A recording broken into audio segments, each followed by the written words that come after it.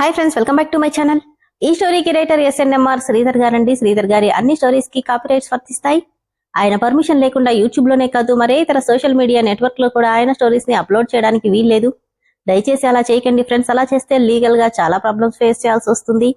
అలానే ఈ స్టోరీస్ చదువుతున్న వాళ్ళైనా వింటున్న వాళ్ళైనా మీరు మరే ఛానల్లోనైనా శ్రీధర్ గారి స్టోరీస్ ని చూసినట్లయితే వెంటనే నాకు కామెంట్ బాక్స్ లో మెసేజ్ చేయండి. ఇది పూర్తిగా రైటర్ శ్రీధర్ గారి ఛానల్ అండి. కేవలం ఆయన స్టోరీస్ మాత్రమే ఇందులో ఉంటాయి. కానీ కొంతమంది పేర్లు మార్చి వేరే ఛానల్స్ లో ఆయన స్టోరీస్ ని అప్లోడ్ చేస్తున్నారు. మీరు అలా చూసినట్లయితే నాకు మెసేజ్ చేయండి. ఇక లేట్ చేయకుండా వీడియోలోకి వెళ్ళిపోదాం ఫ్రెండ్స్. ఎస్ఎన్ఎంఆర్ శ్రీధర్ గారు రాసినటువంటి శిఖర 4వ భాగం. భలే దొరికావే, నా కింద పనిచేస్తూ నా జోలికే వచ్చావు కదా, ఇక నీకు చుక్కలు చూపిస్తాను, గెట్ రెడీ బేబీ అని కన్నింగా నవ్వుతూ చెప్తుంటే కోపంగా చూస్తూ, అది నీ తరం కాదు, నేనిప్పుడే ఈ జాబ్ రిజైన్ చేస్తున్నాను, ఏం చేసుకుంటావో చేసుకో అంటూ వెనుతిరిగింది శిఖర. హలో మిస్ ఆటిట్యూడ్ అనగానే మళ్ళీ వెనక్కి తిరిగింది. ఏంటి, నేనంతా జోకర్లా కనిపిస్తున్నానా? నన్నిక్కడ చూడగానే నువ్వు ఇలా రియాక్ట్ అవుతావని నేను ఎక్స్పెక్ట్ చేశా. నీ గురించి నాకు తెలీదా? అందుకే నువ్వెక్కడికి వెళ్లకుండా నిన్ను లాక్ చేశాను. వాట్, నన్ను లాక్ చేసావా? ఎస్ బేబీ అంటూ పక్కనున్న ఫైల్లో ఒక పేపర్ చూపించి, ఇదేంటో తెలుసా, నీ చేత్తో నువ్వే సైన్ చేసిన పేపర్. ఇందులో ఏముందో తెలుసా? ఈ రోజు నుండి ఇన్ కేస్ నువ్వు ఈ ఆఫీస్లో నుండి వెళ్ళిపోవాలనుకుంటే 10 crores అంటే అక్షరాల 10 కోట్లు కట్టి వెళ్ళాలి అని నువ్వే సైన్ చేసిన అగ్రిమెంట్ పేపర్స్ అనగానే 10 కోట్ల అంటూ షాక్తో చూస్తుండిపోయింది శిఖర. ఇప్పుడేం చేస్తావమ్మా? 10 కోట్లు కడతావా లేదంటే రిజైన్ చేస్తావా? ఆలోచించుకో అనగానే మౌనంగా మారిపోయింది శిఖర. నీ ముఖానికి 10 కోట్లు కాదు కదా, 10 పైసలు కూడా కట్టలేవు, అది నాకు బాగా తెలుసు. నిన్న నోరుంది కదా అని నన్ను నడి రోడ్డులో నిలబెట్టి అందరి ముందు అవమానించావు కదా, ఇక నుండి నీకు నా చేతిలో అనుక్షణం టార్చరే, గుర్తుపెట్టుకో అంటుంటే తెలివిగా తనని లాక్ చేశాడని అర్థమవడంతో కాసేపు మౌనంగా ఉండిపోయింది శిఖర. ఏంటమ్మా సౌండ్ లేదు, నోరు మూగబోయిందా అన్నాడు వెంకీ. ఆ మాటకి కాల్ చేసే కళ్లతో చూడడంతో ఆ చూపికే భయపడిపోయి సారీ అని తడబడ్డాడు వెంకీ. రేయ్, నువ్వెందుకురా సారీ చెప్తున్నావు? ఇదిప్పుడు మనం ఏం చేస్తే అలా చేసే కీలు బొమ్మ కదా పాపా అని సిద్ధార్థ్ అంటే, సిద్ధార్థ్ వైపు సీరియస్ గా ఓ లుక్కిచ్చి గట్టిగా నవ్వేసింది శిఖర. ఎందుకే నవ్వుతున్నావు? పిచ్చిగాని పట్టిందా? కాదు, నీ పిచ్చికి నవ్వొస్తుంది. ఏంటి? సరే, నాతో ఏదో చేయిస్తా చెందిస్తా అంటున్నావు కదా, నీ ఆశ నేనెందుకు వద్దనాలి? అలాగే కానివ్వు, నన్నెలా టార్చర్ పెడతావో పెట్టు చూద్దాం. Wish you best of luck my dear enemy అని చెప్పి శిఖర వెళ్ళిపోయింది. ఆమె అలా వెళ్ళగానే, బావా నాకెందుకో ఆ డైలాగ్స్ లో ఇంకో మీనింగ్ కనిపిస్తుందిరా అని కుమార్ అంటే, ఏంటది అని అడిగాడు సిద్ధు. టార్చర్ చేసేది నువ్వు కాదు నేను అన్నట్టుగా ఉంది ఆ వయసులోని బేస్ అని కుమార్ అనగానే వెంటనే సిద్ధార్థ్ చేతి వేళ్లు కుమార్ చెంప మీద ప్రత్యక్షమయ్యాయి. సిద్ధు, ఈ రివెంజ్లన్నీ అవసరమా? అసలే మనం తన వల్ల అని సుజీ ఏదో చెప్పబోతుంది. గట్టిగా షడప్ సుజీ, వెళ్ళి మీ పనులు చూసుకోండి అనడంతో ముగ్గురు సైలెంట్గా వెళ్ళిపోయారు. సిద్ధార్థ్ని ఇక్కడ ఎక్స్పెక్ట్ చేయని శిఖర ఫుల్ ఫ్రస్ట్రేషన్లో వచ్చి సీట్లో కూర్చుంది. ఛ, ఇలా ఇరుకున్నానేంటి, అది కూడా బేవస్ గాడి చేతిలో. అయినా నిన్నసలు ఏమాత్రం చదవకుండా అలా ఎలా సైన్ చేశాను? 10 కోట్ల, ఓ మై గాడ్ అంటూ తల పట్టుకొని ఇప్పుడేం చేయడం అనుకుంటూ తెలియకుండానే కళ్ళల్లో కన్నీళ్లొస్తుంటే ఏవో ఆలోచనలు చుట్టుముడుతున్నాయి శిఖరకి. శిఖర, ఏంటి, ఏమైంది? కొత్త ఎండి ఏమైనా అన్నాడా అని పలకరించింది పక్కనే ఉన్న ప్రీతి. చిరాకంతా పక్కన పెట్టేసి, అబే అలాంటిదేం లేదు, జస్ట్ మార్కెటింగ్ ప్రోగ్రెస్ గురించి అడిగాడు అంతే. ఓ అలాగా, నేనింకా 2 days లేటుగా వచ్చావు కదా, ఏమైనా క్లాస్ తీసుకున్నాడేమో అనుకున్నా.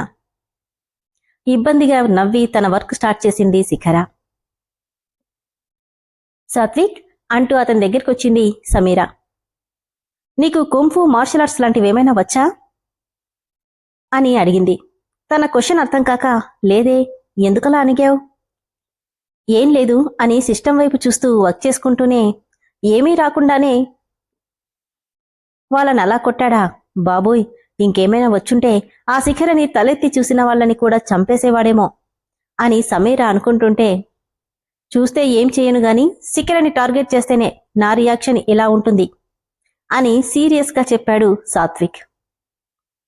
సమీర అతని వైపు ఆశ్చర్యంగా చూస్తూ, సాత్విక్, నా మనసులో అనుకున్నది నీకు? నవ్వి, నిన్ను సుష్మని మంత్రిమాల్లో చూశాను. వాళ్ళని కొట్టడం చూసింటారని అర్థమైంది అన్నాడు సాత్విక్. అంటే మరీ అంతలా కొడితేను? ఆడపిల్లల్ని ఏడిపిస్తుంటే అలా చూస్తూ వదిలేయాలా సమీరా? హ్యాపీగా ఫీల్ అవుతూ, అంటే ఆ ప్లేస్లో ఎవరున్నా అలానే రియాక్ట్ అవుతావా? వేరే ఎవరైనా అయితే మాటలతో చెప్పేవాణ్ణి, బట్ అక్కడుంది శిఖర. తనని టీజ్ చేయడం కాదు, ఆ ఆలోచన వచ్చినా చంపేస్తా అని సీరియస్గా చెప్తుంటే అతని వాయిస్లోని బేస్కే భయమేసింది సమీరకి.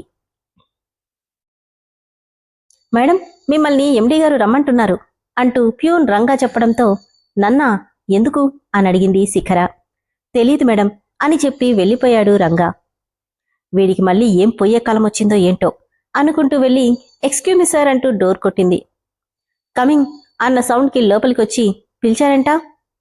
సీరియస్గా తలెత్తిపి చూడగానే, అదే పిలిచారంటా అని ఒత్తి పలికిందామె. వెళ్ళి అర్జెంటుగా కాఫీ తీసుకురా. వాట్? నేను కాఫీ తీసుకురావాలా? నేనేమైనా నీ ప్యూన్ అనుకున్నావా? చైర్లో ఊగుతూ, ఎస్, అలానే అనుకుంటున్నా, వెళ్ళి తీసుకురా. చేతులు కట్టుకొని, తీసుకురాకపోతే ఏం చేస్తానో నాకంటే నీకే బాగా తెలుసు బేబీ. అతని వైపు కోపంగా చూస్తుంటే, చూసింది చాలుగాని వెళ్ళవే, వెళ్ళి నాకెలా ఉంటో నచ్చుతుందో అని ఒత్తి పలుకుతూ, తెలుసుకొని తీసుకురా అన్నాడు. అప్పుడే లోపలికొచ్చారు సుజీ, కుమార్, వెంకీలు. వెంకీ నవ్వుతూ, సిద్ధు, ఏంట్రా మేడం గారికి కోటింగా అని వెటకారంగా అడుగుతుంటే తన పక్కనే ఉన్న వెంకీని ఈడ్చిపెట్టి కొట్టింది శిఖర. ఎందుకు కొట్టిందో అర్థం కాగా గుడ్లు తేలేసి చూస్తున్నాడు వెంకీ. సిద్ధు కోపంగా, ఏయ్, వాణ్ణెందుకు కొట్టావు? నవ్వుతూ, ఎందుకేంటి సార్, మీ బెస్ట్ ఫ్రెండ్ అయ్యుండి మీకు టైంకి కాఫీ కూడా ఇవ్వట్లేదు, అందుకని కొట్టాను అని పళ్ళు బిగబట్టి వెంకీ వైపు సీరియస్గా చూస్తూ, వెళ్ళి సార్కి కాఫీ తీసుకురా అంది శిఖర. నేనా? నువ్వే వెళ్ళు అని గర్జించగానే పరిగెత్తినట్టే వెళ్ళిపోయాడు వెంకీ. యూ బ్లడీ ఇడియట్, ఎంత ధైర్యముంటే నా ఫ్రెండ్ మీద చేయి చేసుకుంటావా? నవ్వి, మీ ఫ్రెండ్ ఏంటి సార్, మీ మీద చేయి చేసుకున్నా, మర్చిపోయారా అని సిద్ధు కళ్ళల్లోకి చూస్తూ నవ్వుతుంటే సీరియస్గా చూశాడు సిద్ధార్థ్. అదే సార్, నిన్న రోడ్డు మీద అని ఒక్కో అక్షరాన్ని ఒత్తు పలుకుతుంటే, ఏయ్ నిన్ను అంటూ గొంతు పట్టుకోబోయాడు. ఆహా, మీకా ఛాన్స్ ఇవ్వండిలేండి, బాగా వేడిగా ఉన్నట్టున్నారు, మీ ఫ్రెండ్ కాఫీ తెచ్చేలోపు చల్లగా జ్యూస్ తాగండి, సర్దుకుంటారు అని. నేను మీలా పని పాట లేకుండా లేను, వర్క్ చేసుకోవాలి, వస్తాను సార్ అంటూ రాగం తీస్తూ చెప్పి వెళ్ళిపోతూ సుజీ కుమార్ దగ్గర ఆగింది.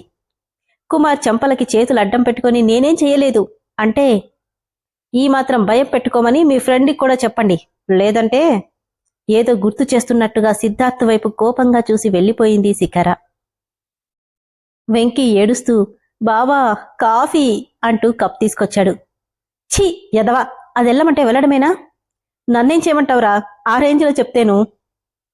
శిఖర, తెలివిగా మాట్లాడుతున్నాననుకుంటున్నావు కదా, నీ సంతోషం ఎక్కువసేపు ఉండనివ్వను అని కసిగా అనుకున్నాడు సిద్ధు. బాల్కనీలో నిలబడి ఏదో ఆలోచిస్తుంది శిఖర. ఎంత వద్దనుకున్న ఆలోచనలు గతం వైపు పరుగులు తీస్తుంటే ఆగనంటూ కన్నీళ్లొస్తున్నాయి. ఇంతలో మమ్మీ మమ్మీ అంటూ శౌర్య పిలుస్తున్నా ఈ లోకంలోనే లేదు తను. మమ్మీ అంటూ చెయ్యి పట్టుకుని లాగగానే, ఆ ఏంటి నాన్నా? ఏంటి మమ్మీ, ఎంతసేపటికి పలకవు? సారీ బంగారం, నాకు ఆకలేస్తుంది, తొందరగా రా. అయ్యో అవునా, ఏదో ఆలోచిస్తూ ఉండిపోయాను, పద అంటూ లోపలికి తీసుకెళ్లి తన బాధనంతా పక్కన పెట్టి శౌర్యకి కొసరి కొసరి తినిపిస్తుంటే, మమ్మీ ఈరోజు స్కూల్లో ఏమైందో తెలుసా? ఏమైంది? ఆ ముఖేష్ నన్ను కొట్టాడు మమ్మీ. అవునా, ఎందుకు? వాడెప్పుడు అంతే, అందర్నీ ఊరికే కొడుతుంటాడు, కానీ నేను ఊరుకోలేదు. ఏం చేశానో తెలుసా? ఏం చేశావు? వాడి కడుపులో గట్టిగా పంచిచ్చాను, వాడు బాగా ఏడ్చాడు తెలుసా? అయ్యో, ఎందుకు అలా చేశావురా? వెళ్ళి టీచర్కి కంప్లైంట్ ఇవ్వాలిగా. ఎందుకివ్వాలి? వాడు నన్ను కొట్టాడుగా, నేను కొట్టాను, వాడు ఏడుస్తుంటే భలే హ్యాపీగా ఉంది తెలుసా అని చప్పట్లు కొడుతూ శౌర్య చెప్తుంటే, ఏంటి మమ్మీ సైలెంట్గా ఉండిపోయింది శిఖర. ఏంటి మమ్మీ మాట్లాడవు? తప్పు నాన్నా, ఒకరి బాధలో మనం సంతోషాన్ని వెతుక్కోకూడదు. ఇంకోసారి ఇలా చేయకూడదు, సరేనా? ఎందుకు చేయకూడదు మమ్మీ? నన్ను కడితే నేనూరుకోను. టిట్ ఫర్ టాట్ చేసే తీరతాను అన్నాడు శౌర్య. ఆ మాటకి నా జోలికొచ్చావు కదా, టిట్ ఫర్ టాట్ ఎలా ఉంటుందో నీకు చూపిస్తా అన్న మాటలు, ఎవరో అన్న మాటలు శిఖరకి గుర్తొస్తుంటే కంగారుగా, ఏంటి వీడు ఇలా మాట్లాడుతున్నాడు? కొంపతీసి నో, అలా రాకూడదు అనుకుని, కన్నా నా శౌర్య గుడ్ బై కదా, అమ్మ ఏం చెప్పినా నీకోసమే, ఓకేనా? సరే, మరి నేను చెప్పినట్టు వినాలి. అది కాదు మమ్మీ, వాడు శౌర్య. సరేలే, ఇంకెప్పుడు అలా చెయ్యను అంటే గుడ్ బై అని నవ్వుతూ శౌర్యని గుండెలకు హత్తుకుంది శిఖర. బాక్సింగ్ డ్రెస్లో 2 చేతులతో గెలుచుకున్న కప్స్ పట్టుకుని నవ్వుతూ ఉన్న సిద్ధార్థ్ ఫోటో ముందు, సిద్ధార్థ్ బాక్సింగ్లో నేషనల్ ఛాంపియన్. బాక్సింగ్ అంటే తనకి ప్రపంచం. బాక్సింగ్ బ్యాగ్ని ఇష్టం వచ్చినట్టుగా కొడుతున్నాడు సిద్ధార్థ్. ఇప్పుడు ఆ బ్యాగ్ మొత్తం చిరిగిపోయి లోపలున్న కాటన్ కూడా బయటకొచ్చేసింది. ఒళ్లంతా చెమటతో తడిచిపోయుంటే గట్టిగా అరుస్తూ వస్తున్న కోపాన్ని ఎలా తీర్చుకోవాలో తెలియక అక్కడి వస్తువులన్నీ చెల్లా చెదురుగా చేస్తున్నాడతను. తన దగ్గరికి వెళ్లాలన్నా భయపడి దూరంగా ఉండిపోయారు వెంకీ కుమార్లు. సిద్ధు, ఏంట్రా ఇది? ఇప్పుడేమైందని ఇంత కోపం అంటూ ముందుకెళ్ళింది సుజి. సిద్ధు, ఏంట్రా ఇది? ఇప్పుడేమైందని ఇంత కోపం అంటూ అతని దగ్గరికి వెళ్ళింది సుజి. ఎందుకో నీకు తెలీదా? అది ఆ రాక్షసి నాకే వార్నింగ్ ఇస్తుంది. సిద్ధు, ఈ గొడవలన్నీ వదిలేయ్, మనం ఢిల్లీ వెళ్ళిపోదాం పదా అంది సుజి. ఏంటి, ఢిల్లీనా? నా శత్రువుని నా కళ్ల ముందు నా ఆఫీస్లోనే తిరుగుతుంటే వెళ్ళిపోవాలా? నెవర్ అని కసిగా అన్నాడు సిద్ధార్థ్. శౌర్యని ఒళ్ళో పడుకోబెట్టుకుని నిద్రపట్టక ఆలోచిస్తున్న శిఖర సాత్విక్ కాల్తో ఈ లోకంలోకొచ్చింది.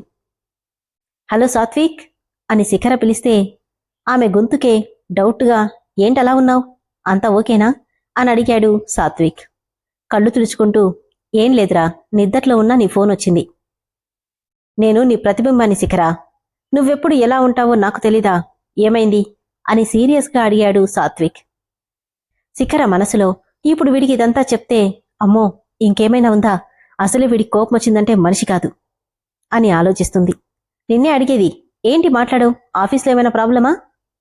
చచా, అలాంటిదేం లేదు, ఎందుకో మనసే బాలేదు. శిఖ, జరిగిందాన్ని అలానే పట్టుకుని మనిషివి కాదని నాకు బాగా తెలుసు.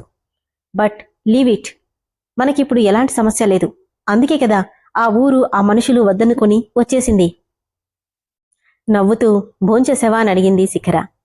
అయింది అంటూ కాసేపు మాట్లాడి సాత్విక్ ఫోన్ పెట్టేశాడు. శిఖర మనసులో, నువ్వు నేను ఎప్పుడూ వేరు కాదు సాత్విక్, అలాంటిది నీ మనసులో బాధేంటో నాకు తెలీదా అనుకుంటూ కళ్ళు మూసుకోగానే జరిగిందంతా కళ్ల ముందు మెదలడంతో కోపంతో పిడికిళ్లు బిగుసుకున్నాయి సాత్విక్కి. విన్నారు కదా ఫ్రెండ్స్, స్టోరీ అయితే చాలా బాగుంది కదా. వీళ్ళిద్దరి కన్వో చూస్తుంటే సిద్ధార్థ్కి, శిఖరకి, సాత్విక్కి ముందే కనెక్షన్ ఉన్నట్టని క్లియర్గా అర్థమవుతుంది. కానీ అది ఎలాంటి కనెక్షన్? అసలు శౌర్య ఎవరు? శిఖరని అమ్మ అని పిలుస్తున్నాడు, కానీ తనకి పెళ్లి కాలేదు. మరి శౌర్య తండ్రి ఎవరు? సాత్విక్ అయితే కాదు. వీళ్ళిద్దరి గతమేంటో తెలిస్తే తప్ప మనం ఒక అంచనాకి రాలేం. చూద్దాం తదుపరి ఎపిసోడ్లో ఏం జరుగుతుందో. స్టోరీ అయితే చాలా బాగుంది కదా ఫ్రెండ్స్. స్టోరీ నచ్చిన వాళ్ళు దయచేసి ఇమ్మీడియట్గా మెంబర్షిప్లో జాయిన్ అవ్వండి. Thank you.